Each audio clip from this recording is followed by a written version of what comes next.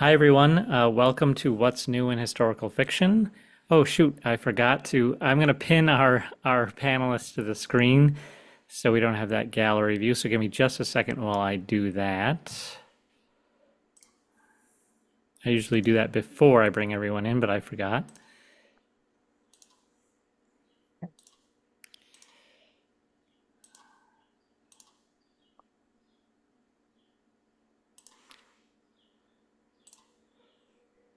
Okay, there we go. All right, welcome. Welcome to What's New in Historical Fiction. Glad you're here. This is a regular panel series, which History Through Fiction brings on historical novelists with new and upcoming titles. We usually do it about once every month or two, so I'm really excited about today's panel. We are missing one of our panelists at the moment, Eliza Knight. Hopefully she's able to join us. I just emailed her, so hopefully she's able to join us here before we get too far into our panel. But we still have three brilliant novelists here and I'm going to be talking to them about their books. In the meantime, please say hello in the chat. Let us know where you're joining us from. You are welcome to toggle your camera on or off. If you would, please keep your microphones muted. However, if you have a question, just drop that in the chat at any point during the event. I'll keep an eye over there on the chat, and I'm happy to ask our panelists any question that you might have. And here's Eliza, so let's bring her up on the screen as well. I'm going to put a link in the chat to our panelist novels so that I have a landing page with all four of our panelist novels. If at any point you want to learn more about their books, you can head over there, and that will give you the cover image, the synopsis, and there's a link to bookshop.org because we want to support bookshop.org because they give money back to independent booksellers. And we also get an affiliate link from that. So if you buy from Bookshop, you're supporting History Through Fiction, you're supporting our authors, and you're supporting independent booksellers. Eliza is here. Let me bring you on screen, Eliza. Hello. All right. Well, without further ado, I'm going to remove myself from the screen, and I'm going to have our panelists introduce themselves. Why don't we start with Jeanine Boulay. Jeanine, welcome. Hi, everyone. Nice to be here. I'm Jeanine Boulay. I'm from Massachusetts, so hello to Massachusetts. I am the author of this novel called What Keeps Us. It's a novel and stories. I'm in Massachusetts now, but I lived in New York City for about 20 years, and so the inspiration for this novel really came from that place. And yeah, I'm excited to talk to you all about it. So thanks for having me. Thanks, Jeanine. Next, we have Maryka Biaggio, author of Marjorie and Me. Maryka, welcome. Thanks for having me. I'm Maryka Biaggio. I write historical fiction based on real people, and Marjorie and Me is my sixth novel. It's based on the true story of the psychic who tangled with Harry Houdini in the 1920s. Fascinating. I look forward to hearing more about that. Next, we have N.T. McQueen, author of Never Hide from the Devil. Nate, welcome. Hey, thanks for having me, Colin. Yeah, my author name is N.T. McQueen, but you can call me Nate. So Nate McQueen. Yeah, so I've written a young adult historical fiction called Never Hide from the Devil, based on a true story of Armenian resistance during the Armenian Genocide, and it's my third or fourth published book. But I usually write literary fiction, but enjoy historical fiction very much. And so I'm glad everybody's here. Thank you. Yeah, look forward to hearing more about your book. And finally, Eliza Knight, author of Lost in the Summer of '69. Eliza, hello. Hey guys, I'm so glad to be here with you all tonight. I am Eliza Knight. I write historical fiction and romance, and as Michelle Brandon, I write contemporary thrillers. But today I'm here to talk to you about Lost in the Summer of '69, which is a multi-generational story about three women and the epic summer of music in the summer of 1969. Thanks, Eliza. And I had Eliza on the podcast So you'll hear more from her later, but I'm glad we get to hear from her tonight. Jeanine, let's go talk to you about what keeps us. I'm curious about a novel and stories. What makes it a novel and stories? Is there a connecting thread to the stories? How does that work exactly? Yeah, you could call it a novel and stories. Some people will also call it link story collection. This um, novel and stories is set across 150 years of New York City history. So the first story is set in, around 1860, and then it goes all the way up until 2020. Partly what keeps it linked is its sense of place, because all of the history comes from New York City. But beyond that, there's a very special place that keeps it all linked together, which is a very famous historic cemetery in Brooklyn called Greenwood Cemetery. And it's unique. It's one of the first kind of rural cemeteries, they called it. It's funny that it had its start in New York City, but it's the modeled after rural cemeteries in Paris, where, this Greenwood itself is close to 500 acres. So it really served as a place for people to kind of congregate and spend time, as well as, an active burial ground. And so what keeps all of these stories together is this connection to Greenwood. And for something like this project to be considered a novel and stories, it's that fact that not only are they linked, but that the stories being together create a different meaning that creates a larger story, right? Like the novel is necessarily all of them connected together, versus say a short story collection where you could still experience a few different pieces of fiction, and they might have a common theme, but this is really like they need to be together in order to tell that larger story. Did it take you a while to like puzzle that together? Were you missing a story here, or was it another story there extra? How did you ultimately fit all of them together? Yeah, that was really fun, like a great part of the process, right? Because I think it started just kind of through the inspiration of, I lived right next door to this cemetery, so I used to walk around, and, my imagination was captured by the different headstones, the names, the time periods. But then I would start to write here and there, and research different eras.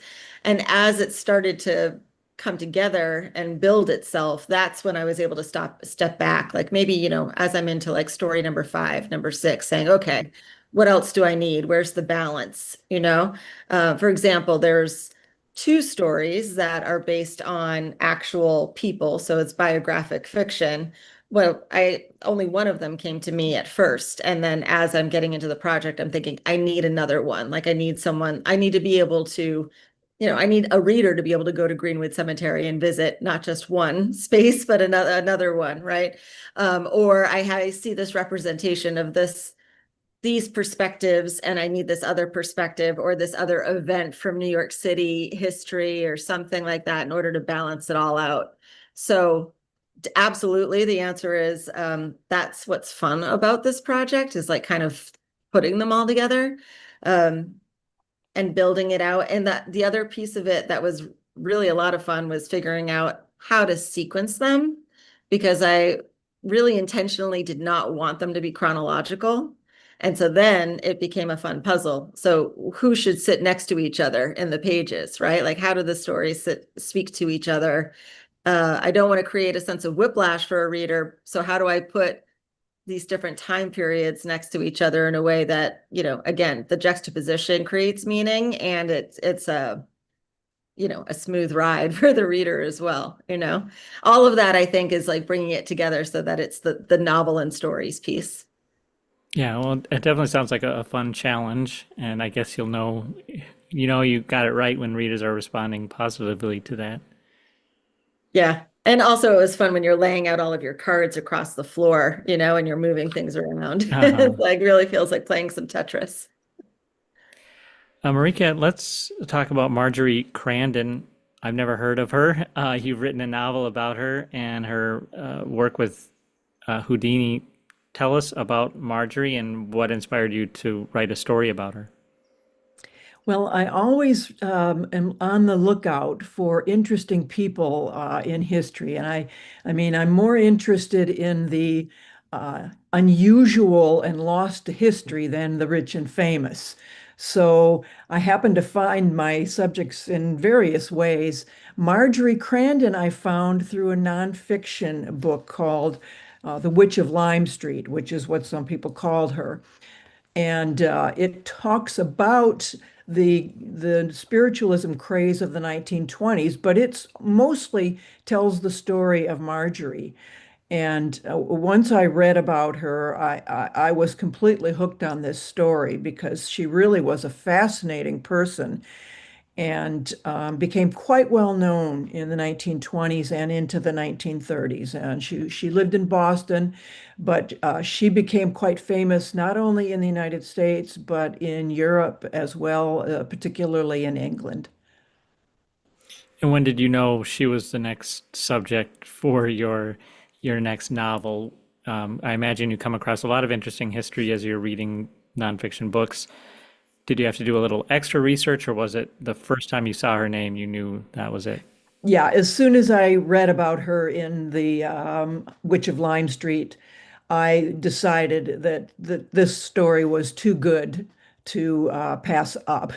And I did find some other sources about her. There were a couple of other nonfiction books that were written in decades after her period of fame. So I used those as well.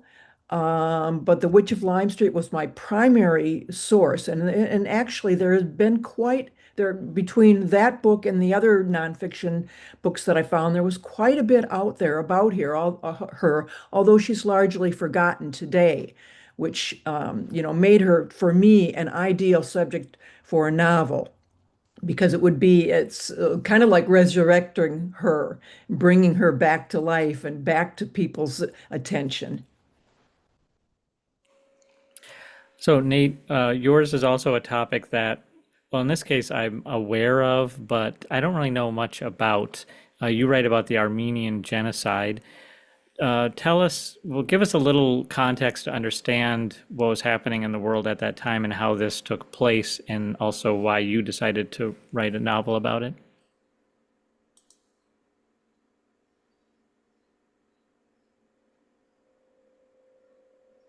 Yeah, it's a little glitchy, so I'm thinking I can talk now. But yeah, so a little bit of history about the Armenian Genocide because, some of us might be aware of it, but some of us might also be, um, yeah, not really know why it happened and things like that. But so it happened during World War One, and inside in Turkey, there was a kind of a World War One was a very effective distraction that the new Turkish government wanted to use to enact this genocide. And it was kind of this pan-Turkish ideal.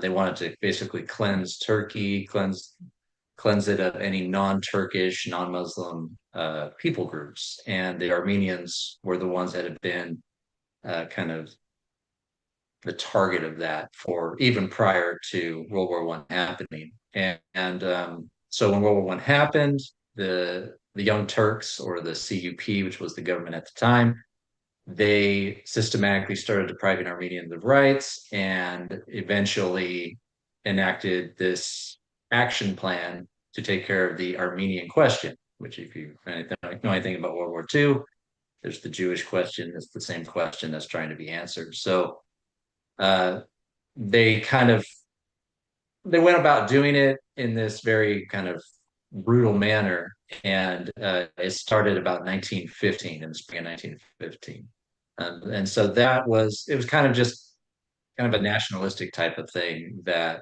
is why the Turks did this in the first place. And my novel starts in one of the cities in eastern Anatolia or eastern Turkey, and early on when the genocide was happening, because they started out in the villages, and that's where a lot of the massacres were happening. They didn't target like bigger cities; it was just the outskirts because they were vulnerable targets. And that was kind of the beginnings of the actual Armenian genocide. And what about this history inspired you to take the time to do all that research and say, yes, this is the story I want to tell? Well, one was the fact that I didn't know about it until I was in my 30s when I became friends with an Armenian family. And so I didn't know anything about it, and they mentioned it to me and mentioned the genocide. And I was like, "What are you talking about? What, World War II?" And they said, "No." And they were like, "No, the Armenian genocide." And so they kind of educated me on the existence of this genocide, and that was something that I found, profoundly distressing that I had not heard about this until I was in my 30s. I didn't hear about it in high school. I didn't hear about it in college. I didn't hear about it at all. And its inspiration for Hitler was also something that was never addressed either.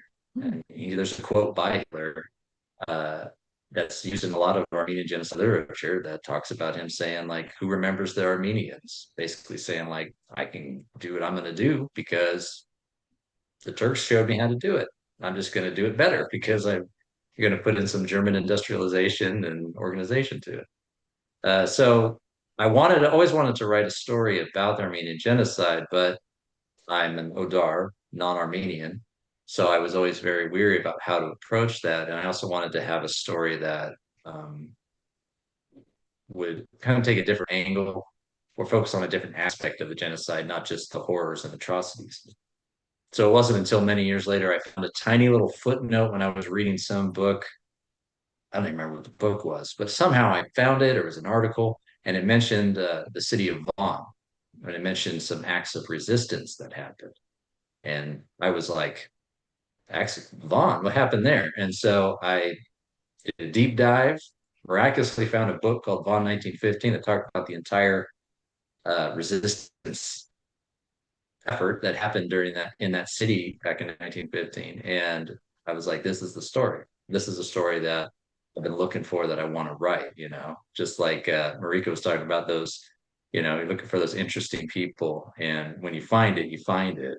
And it's usually a little footnote, something that no one really thought about or talked about or gets lost to history somehow. So um, when I saw this inspiring story of resistance by the Armenian citizens in the city of Van, I was like, this is a story that needs to be told because aside from not knowing the Armenian genocide, people aren't going to know this. And it's also an inspiring story for humanity, not just Armenians, but just to see how an entire city can come together, children from the age of 9 all the way up till, grandmas and grandpas are out there doing their part, doing their contribution to resistance. And it was just very inspiring, and they had success. Not how to, if you read history and learn more about it, which I suggest you do, it wasn't we defeated the Turkish government. Now we have our land back.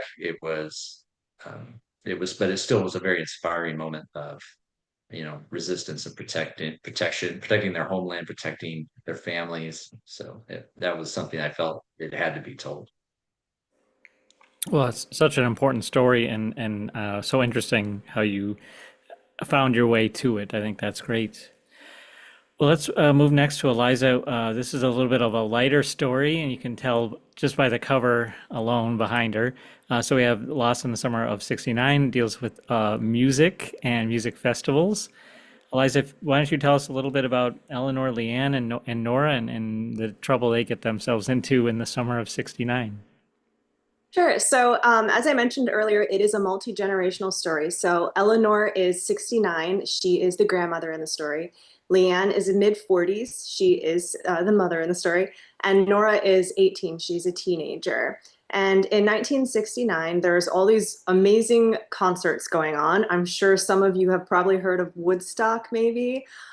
So that is the final concert of the summer that my characters go to. But they find themselves traipsing across the entire country on a road trip to the different concerts. And it starts out with Eleanor, who used to be a musician, deciding that she wants to have one last hurrah that summer after having a diagnosis of Alzheimer's.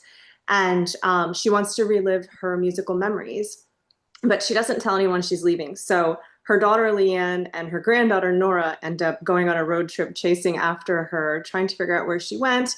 And they end up hearing her on the radio and just kind of being one step behind at each of the concerts they arrive at. So it is a fun, kind of quirky novel. It's a heartwarming novel. It's a mother-daughter story, women bonding, and also about figuring out who you are and what you want out of life, all while kind of also dealing with some of the heavier issues with dementia and Alzheimer's. Well, and as I've kind of asked our other authors here, what led you to that story? Why, what inspired you to write it? So there's a lot of little things that came together that made me want to write the story. For one thing, I have dealt with Alzheimer's and dementia in my own life with different family members and a friend of mine.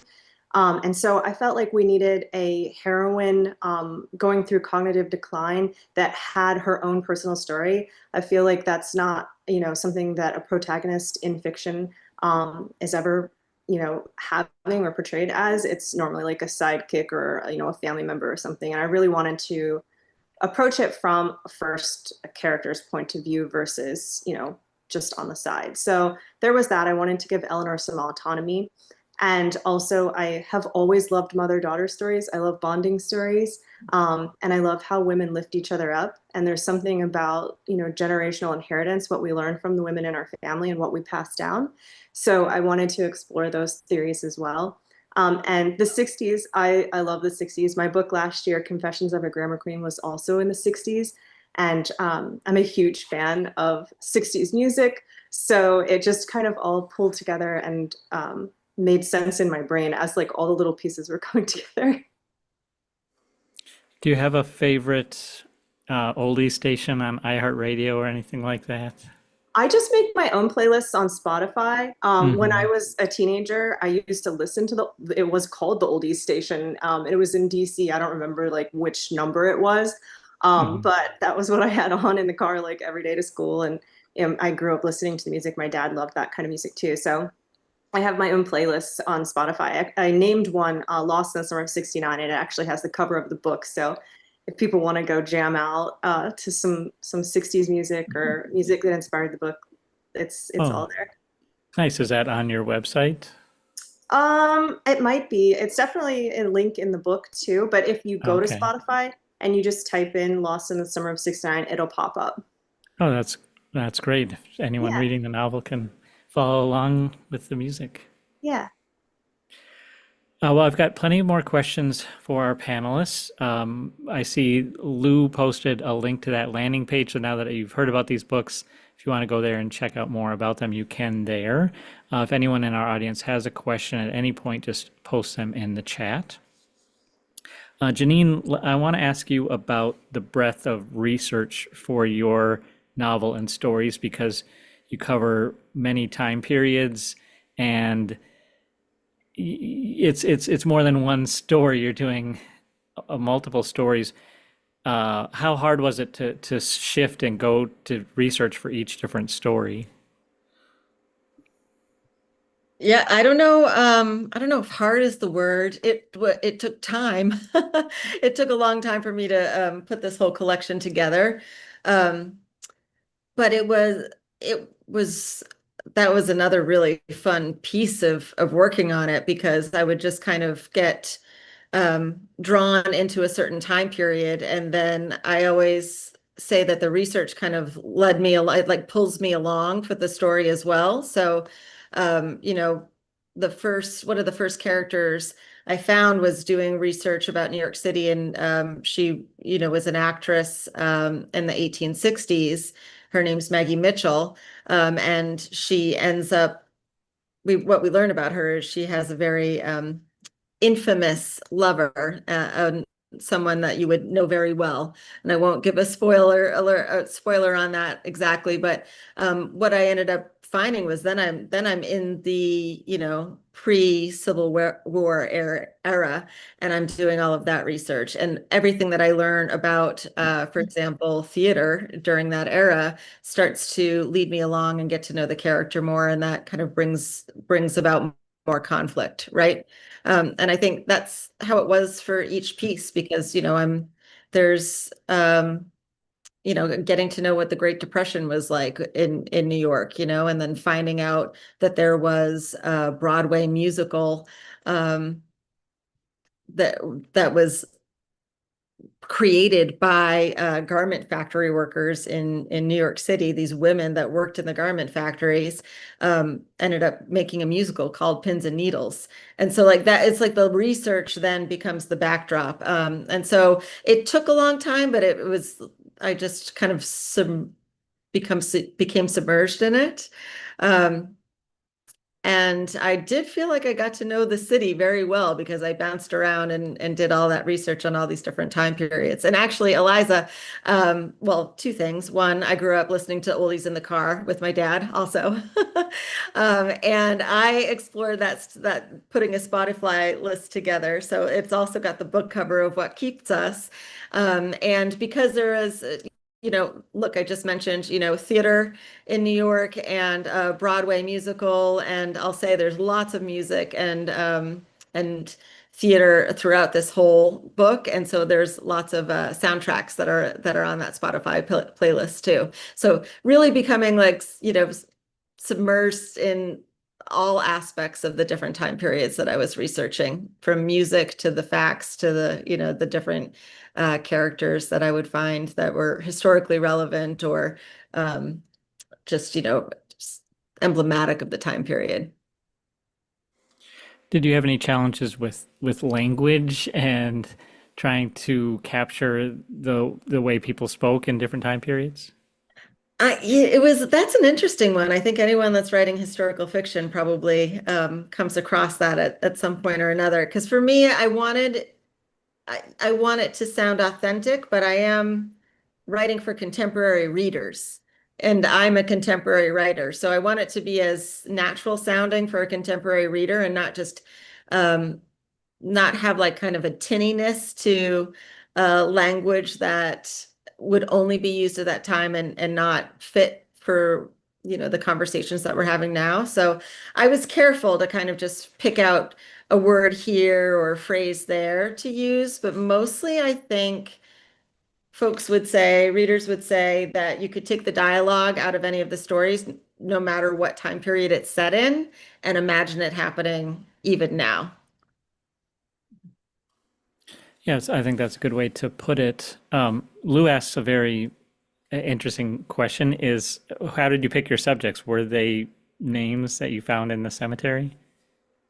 Some. So the Greenwood does tours, which is really fun. They have these kind of like 19th century style trolleys. So you can take a tour around Greenwood. And so like that actress that I mentioned, Maggie Mitchell, she was a stop on the tour. So that's where I first found her. And then another one, just walking through, there was a name that called to me. And then through research, I then started to look at like, okay, who were some people that were actually buried at Greenwood that I would want to write about? So there's some of those choices. And then other times it was, I settled on a time period and then just looked for names that were of that time period, and kind of then just the imagination took over there. So it was really kind of unique and different experiences of writing historical fiction, depending on the story that I was in.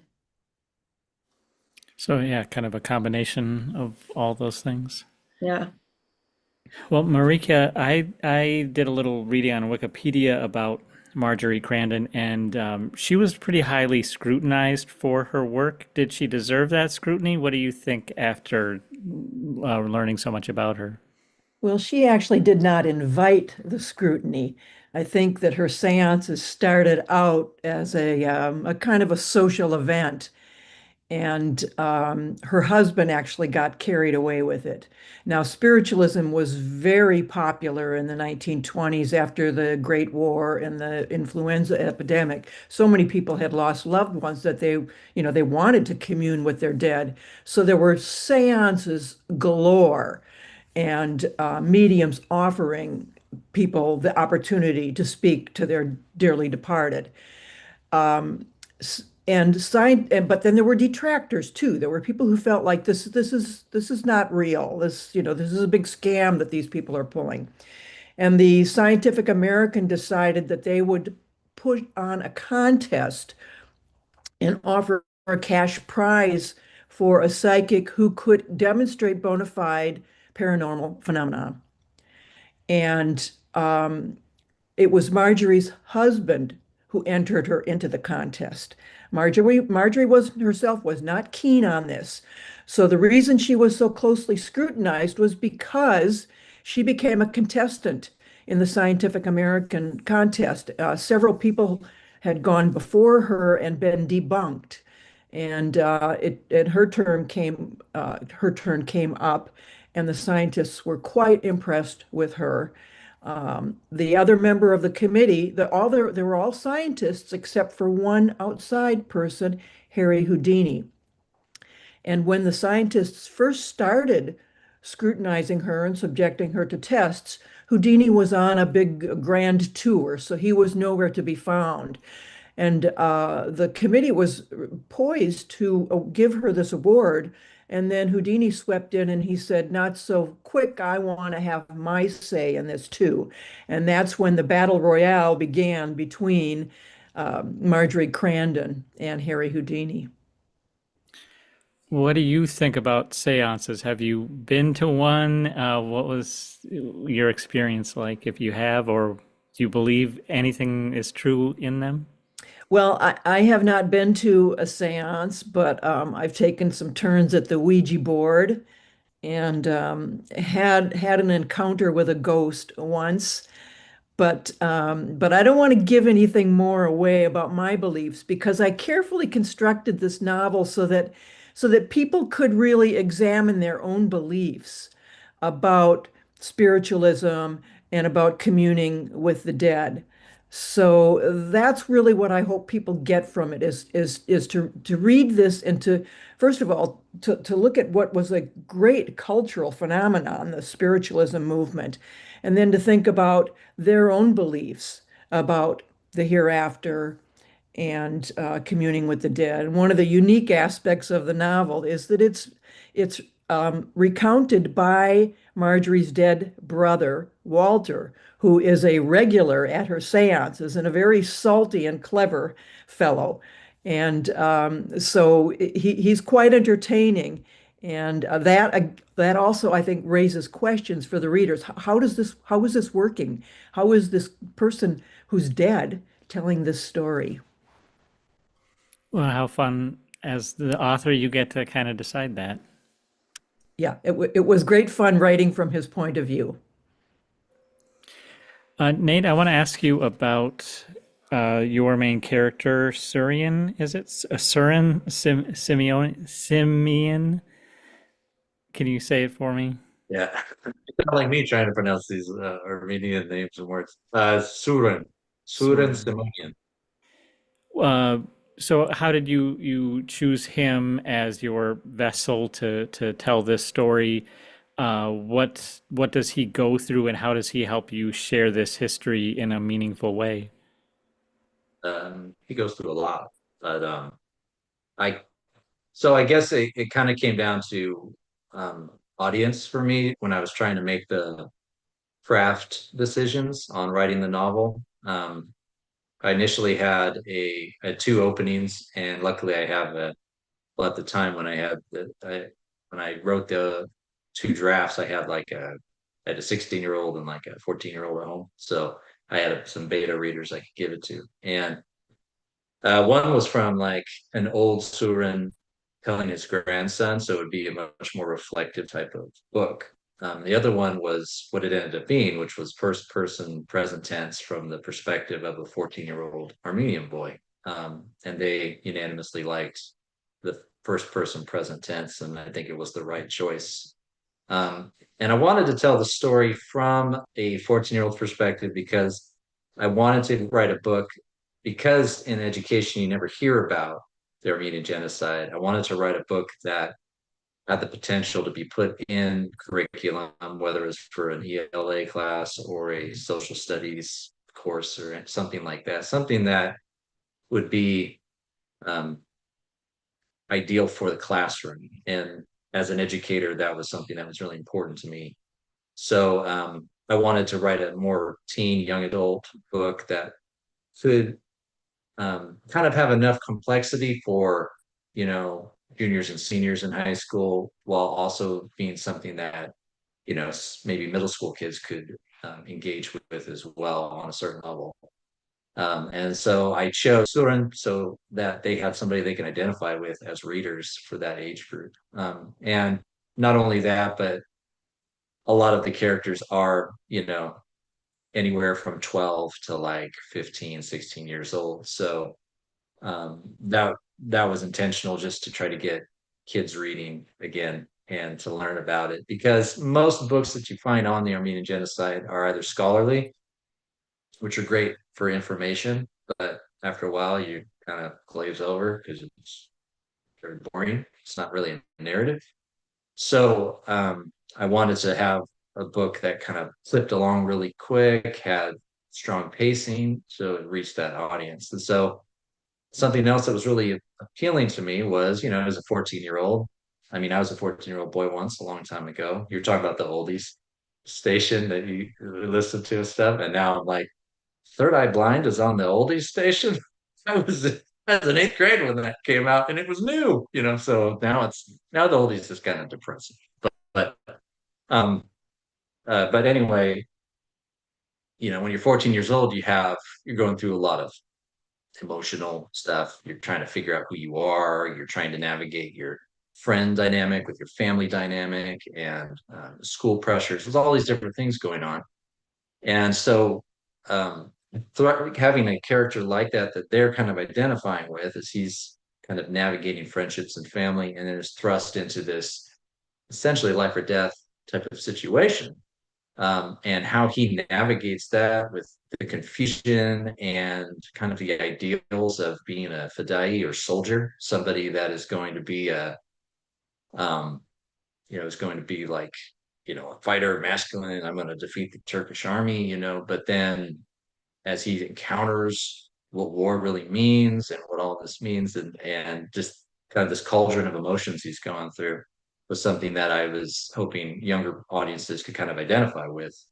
And so that's why Surin is kind of the ideal perspective to do it. Though my daughter actually asked me this. She was like, were there other characters you thought about that, to hear their perspective? Because he has sisters, he has friends, he has a Turkish best friend, um, and his mom and dad. And I was like, that would be really cool. But maybe Jeanine could jump on that bandwagon, because she wrote from a lot of different perspectives in her book. But so I'm like, I think Surin, I'll stick with Surin, just because it was hard to write. So yeah, so that was why I made the choice to write it from that perspective, from that tense in that age group. And it was all kind of a more of an audience-based decision.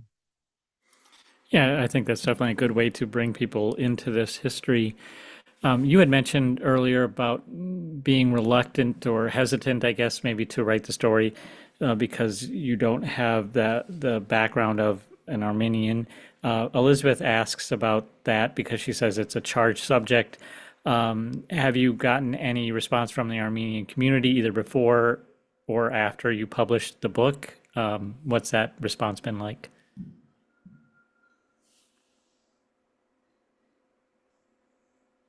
It's actually fantastic. So I took about a year before I even started writing the draft, because I needed to do this right.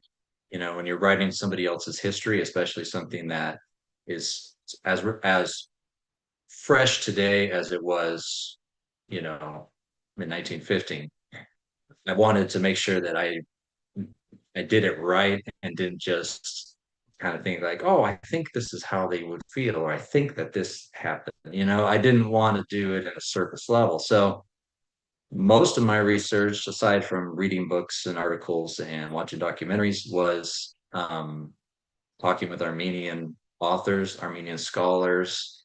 Um, I must have talked with quite a few of them. I'd have Zoom conversations, I'd have phone conversations, and they usually ask me all the same question: Why do you want to write this? Kind of like, why are you weird? Why do you want to write this? I would tell them what I just told everybody here, and they were actually very honored that I wanted to tell the story, and were excited that someone that was non-Armenian actually wanted to write it. Because there's only a few books out there that are for like any age group really that are written by non-Armenians. Uh, I could think of Franz Werfel wrote the 40 Days of Musadai, which was written maybe 5-10 years after the Armenian Genocide, and it's a big, big book. And there's some other books, but most of them are written by Armenians. And so they were glad I was doing my research and talking with Armenians and how it's affected their families and their experiences. And they were just like, you need information, here's information. We'll just dump it on you.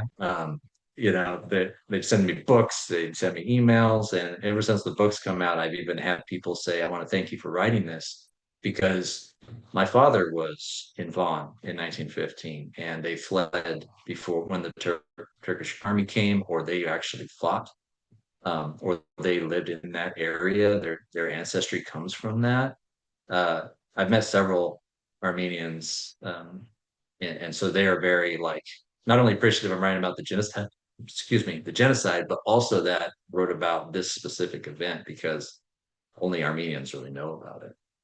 So I think the most nervous I've ever been giving a manuscript to anybody was when the first draft of this was done, and I was sending it out to the Armenian authors and scholars I had relationships with.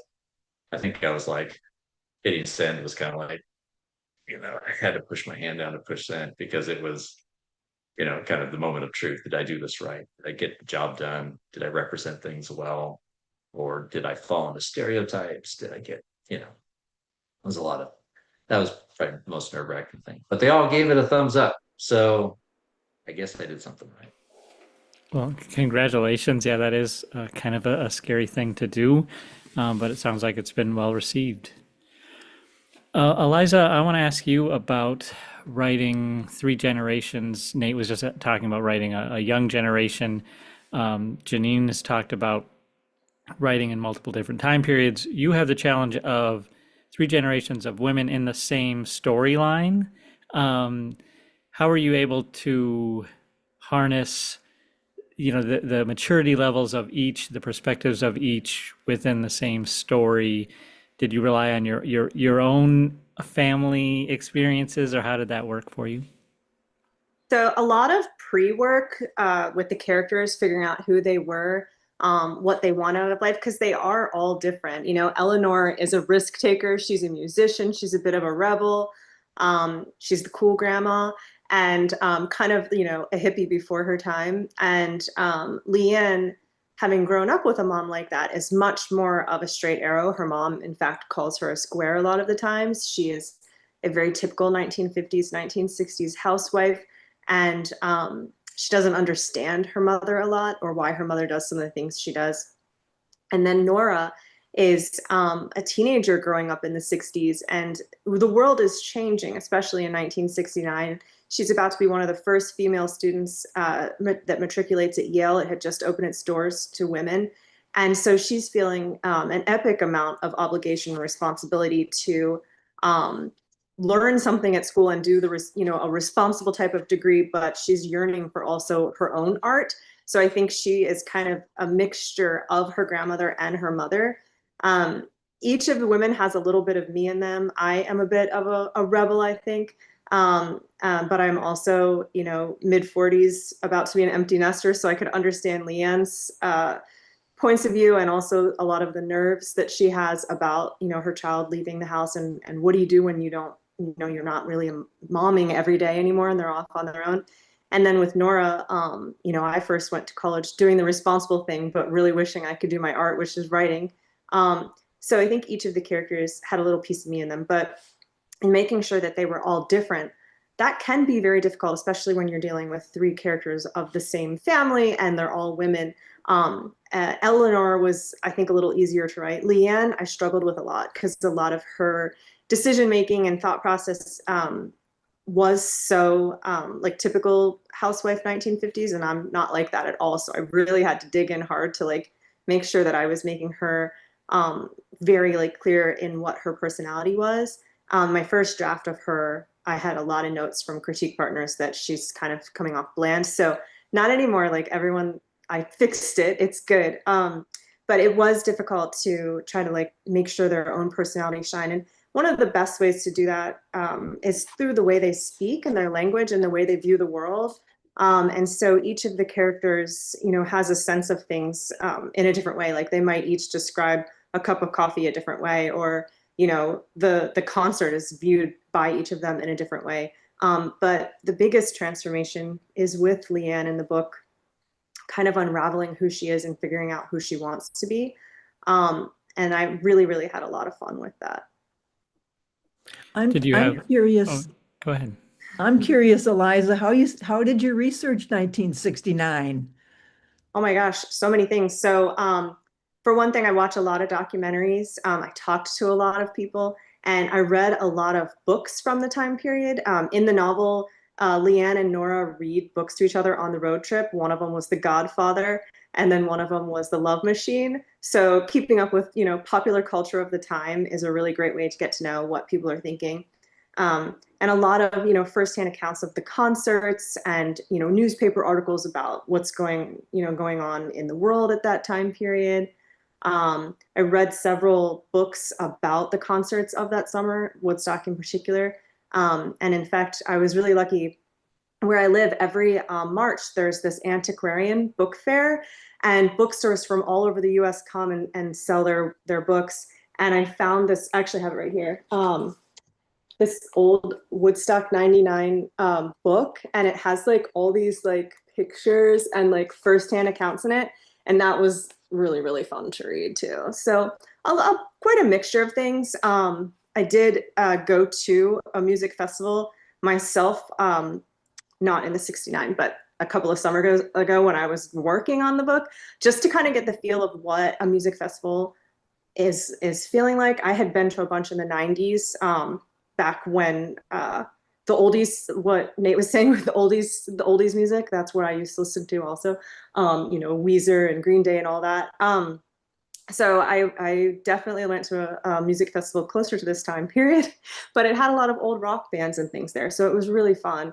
And just studying the music and popular culture, I think really gets like the flavor of that time. And I studied, so for instance, they're going on a road trip. So what do the hotels look like? What were the menus like? Where would they stop? There's no GPS or anything like that. So many little things. Yeah, it's interesting. Yours is within living memory, so you have access to oral Yeah. history in addition to Well, and it's all the been fun video. because I've been on my book tour. I'm actually in the middle of my book tour right now, and I've had so many readers coming to the events that were at the concerts in 1969, and they're sharing their stories with me. And like, a lot of them already read the book, and they're very excited about like how it was portrayed, and it just made them feel very nostalgic and get to relive those moments, which was awesome.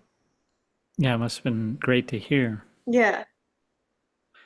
Well, we've got about 10 minutes left in our panel, so I'll just remind everyone if they have a question for our panelists, go ahead and post that in the chat, and I will gladly ask it. I will also repost the link to our authors' novels. Jeanine, I'm curious, we all probably go by a cemetery at least once a day. We don't think much about it. Can you paint a picture for me? What does Greenwood look like?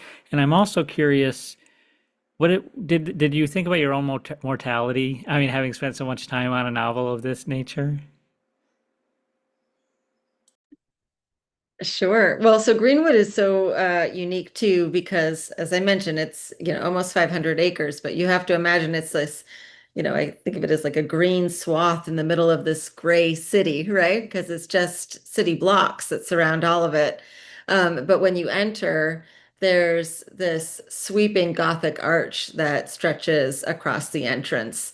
And so you go under through those gates, and then there's this beautiful historic chapel that I actually got married in. And there's, just gorgeous greenery. There's like bird watching that happens because there's all birds from all over, and it's really a really magical kind of place. I think it's rather special. And I think I've been drawn to cemeteries because I've often thought about my own mortality. I think that's probably something that is, kind of drew me to Greenwood in the first place. It's just a kind of quiet place to reflect. And when you're surrounded by the stories of all of these people, you tend to think about, your own, or you think there's the sense of oneness, perhaps, right? Like, so that there's been so many stories that have come before you, and that will come after. And I think that was part of what drew me to write this book. It does hone in on New York City because that is where this cemetery was.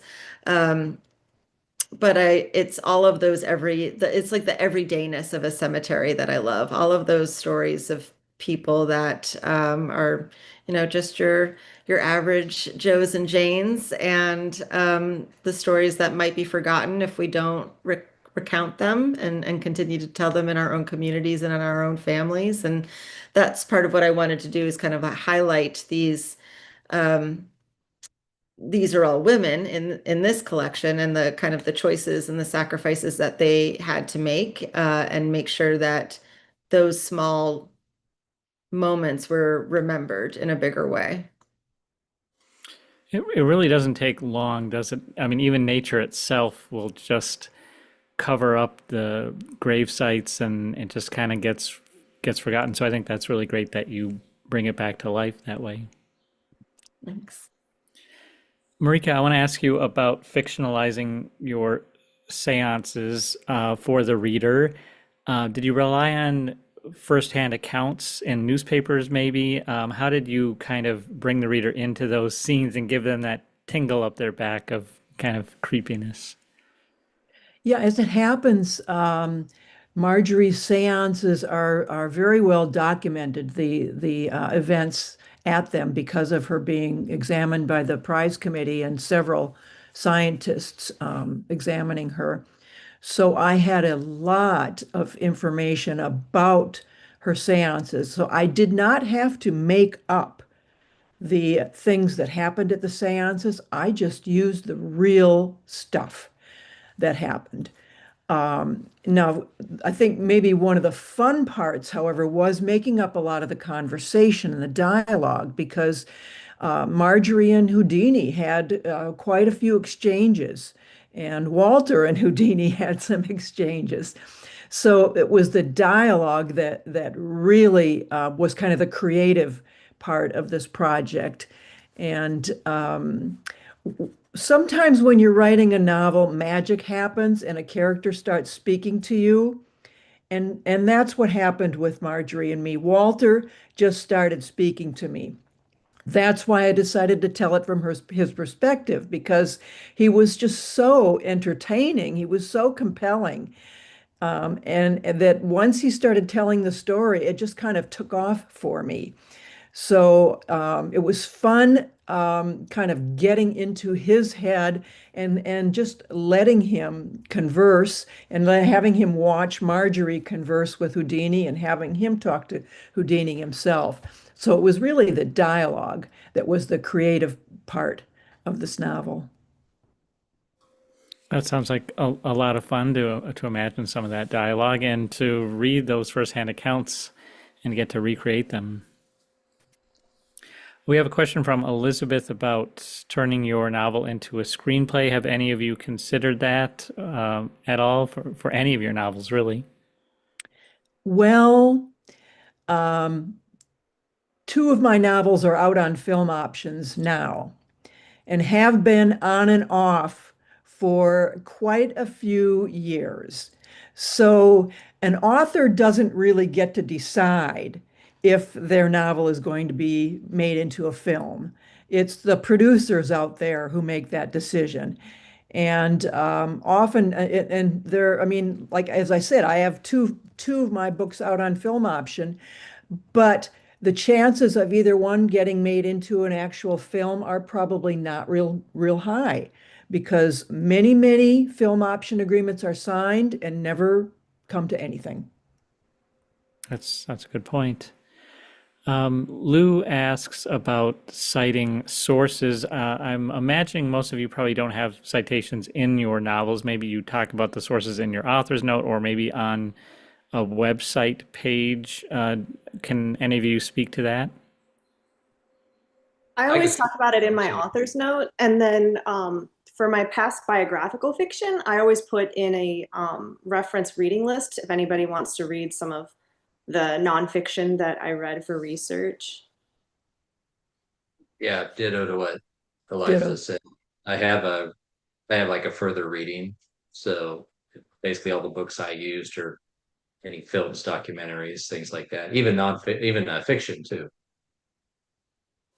And just like those nonfiction books, a couple of you mentioned, that can really be helpful for an author who picks up your novel and then can find those sources and start to look into it for themselves. Finally, we have a question from Christina. Another one popped in. Christina asks, how long did these books take to come from the first peak interest to finished manuscript? I imagine all of you have very different answers. So just very briefly, we'll start with Jeanine. How long for you? Yeah, I say from conception to completion, it was 12 years. Wow. But that, I was juggling getting married, having kids, building a career and keeping at it all along. Sure. Maryka, how about you? About 5 years for Marjorie and Me. The fastest I've written a novel is about a year and a half, and the longest I've taken is about 6 years. Okay. Nate? It's about a year of research, and then maybe actually wrote a book in about maybe 8 months. So I actually wrote the novel pretty quick. It was all the research that Sure. was quite extensive. And Eliza, we also have a question for you. If you could answer how long it took you, and then also someone wants to know if you have read Kissing the Sky? Yeah. So my book took about a year to write, and then it was probably a year of edits with my publisher. It was due a year before it came out, and there was some intense editing. I did read Kissing the Sky because I interviewed her for my podcast. So Lisa Patton was on my podcast a few months ago. It's a good book.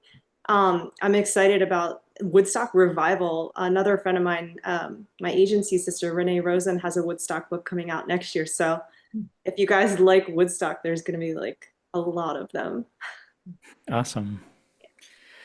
All right, well, this has gone quick, but this has been a really fun panel. I'm glad I could have each of our panelists on. I always like to end these by asking why historical fiction? What's the value of taking this history and fictionalizing it? I want to start, I guess, with Nate, because you said you did a year of research. You have a very heavy topic, but you decided to share it through fiction. What's the value of historical fiction? I think it's basically to tell a story, not necessarily to give information. Those are two very different things. So historical fiction is a way to either introduce somebody into a certain era, a certain person, certain historical event, and create it in a narrative format that has characters and drama and engagement and development, complexity. So I think that's why it differs so much from nonfiction in a positive way. Liza, how about you? Why did you decide to tell this story of music festivals with fiction? I wanted to entertain first and foremost. That's why I love to write fiction. I think it's a great form of entertainment. It's a form of time travel. We all get to read these different stories and travel back to a different time and place and experience another world or another time in history and another person's life. It's awesome that we can do that.